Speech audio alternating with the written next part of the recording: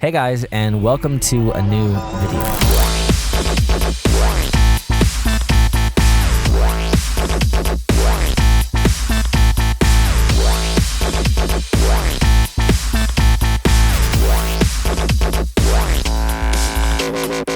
So as you can see in this shot right here, I'm actually zoomed in and I am moving around all over the place to create some more dynamic movement. This in action looks like this. If I click on this layer, you can see all of the different effects that I have done. Using this effect, you're gonna pull a lot of CPU and GPU power. Be sure to set your settings down to an eighth or a fourth at some times just to get the playback that you need. There's effects that are adjusting the position and the scale. You can also play around with the rotation. I didn't show that in the beginning, but you'll see later on, I actually changed the rotation right here. This just shows the versatility of this tool, and I'm really excited to show you guys how to do it. All you have to do to start this effect is go to the Effects tab and type in Transform. We're gonna drag on Video Effects Distort Transform onto our clip. And then go to the Effects Controls tab, and you'll see that we have all of these settings to adjust. Now, the reason why we don't adjust the actual motion, position, scale, and rotation is because when we use the transform, we have the ability to play around with shutter angle. And I'm going to explain what that means in a little bit. All we have to do is go through our clip that we are using and see what kind of motion is happening. This clip works best if someone's dancing or they are changing levels, because you want to kind of adapt the clip to their levels. I'm going to start with the hands right here. As you can see, Emma's hands are swinging up. So what I'm going to do is I'm going to start zoomed in and then bring them up right here. So I'm only going to use this part of the clip. Now, when we go to the Effects Controls tab, we're going to start by changing the scale to any number higher than 100. So this will give us some freedom to move our position. As you can see, we can go left or right a little bit, and you can get more freedom by going in even further. So if we go to 150, that'll be nice to start. We have this clip, she's dancing, and then right here she's throwing her hands up. So what I'm going to do is set a position keyframe, zoom in a little bit, scrub forward using this playhead up here until she throws her hands up, because what I want to do is drag the Y value up in order to change the camera angle all the way to the top. Now, one thing that you'll see, we can play back through this and watch it. So you'll see right away, it was kind of cool, it was abrupt, it was jerky. You can play around with what you like. Sometimes I like right-clicking on my first keyframe and adding an ease out, and then my second keyframe, I'll add an ease in.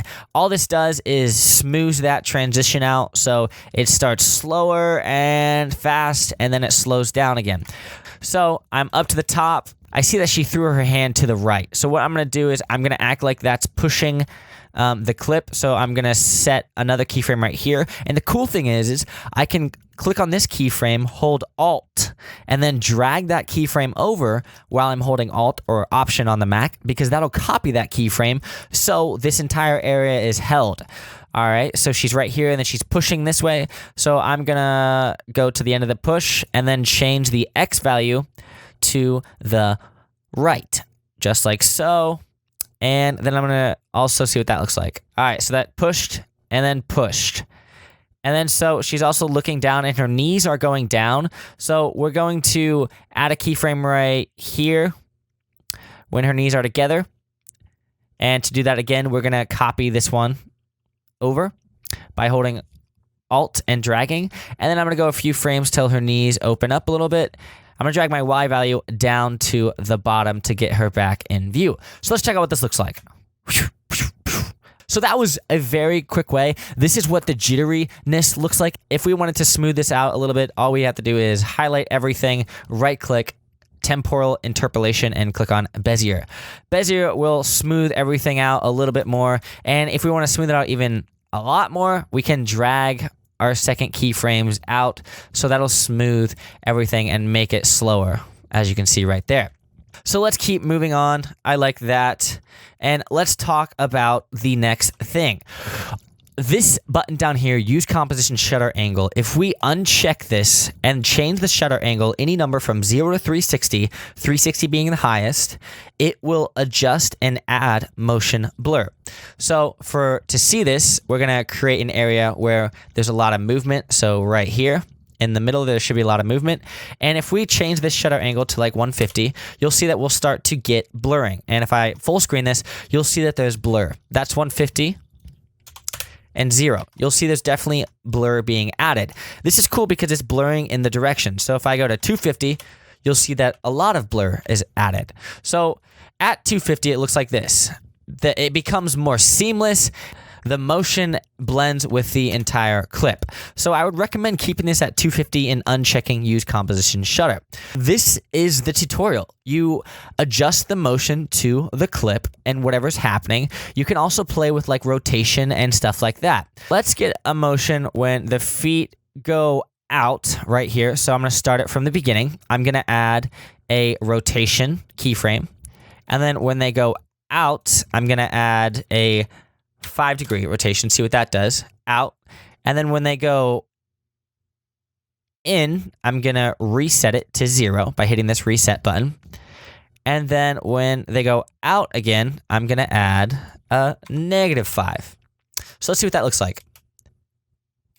That is very subtle, but even just that little adjustment of the rotation makes this video even more dynamic. So we can highlight everything, right click, click on Bezier, that'll smooth it out. And keep in mind that you can also play with the skew. Skew will change your edges and kind of warp this image. We can also adjust the scale. So for example, like here, when we are adjusting the rotation out, we could say that we want this scale to start at 150. And then go to our next keyframe on the rotation by hitting this arrow key, go to next keyframe, and then adjust the scale to 175. And then we can go to our next keyframe. We could copy the 175 keyframe by holding Alt so it doesn't change. And then we can go to our next keyframe on the rotation and change our scale to 125. But you'll notice that if we change our scale out too far, we'll get a little black edge. Now, if you get a black edge, all you have to do to remove it is change the position. But keep in mind that our position is set right here. So we want to keep this original position throughout the whole time. So we're going to click on it and hold Alt and drag it to the previous keyframe. So now when we change the position, it won't affect anything until after this keyframe. So let's watch it. Cool. So we also started to get a little bit of a black edge down here. All we have to do is change this keyframe up a little bit, and that looks good like so. And I also want to get the rotation back to 0, but I want it to happen gradually. Let's bring this back to 0, and that should be gradual. As you can see, we spent a few minutes adjusting some parameters, and we're already getting a more interesting clip.